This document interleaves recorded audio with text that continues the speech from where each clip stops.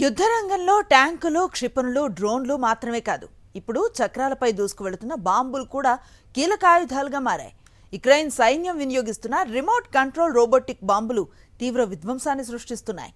Russia దళాలకు భారీ నష్టాన్ని కలిగిస్తున్నాయని అంతర్జాతీయ మీడియా కథనాలు చెబుతున్నాయి. రష్యా ఉక్రెయిన్ యుద్ధం 4వ సంవత్సరంలోకి అడుగుపెట్టిన వేళ యుద్ధ తీరుతెన్నులు పూర్తిగా మారిపోతూ ఉన్నాయి. మానవ సైనికుల స్థానంలో డ్రోన్లు, రోబోలు, ఆటోమేటెడ్ ఆయుధాలు ఎక్కువగా రంగంలోకి వస్తున్నాయి.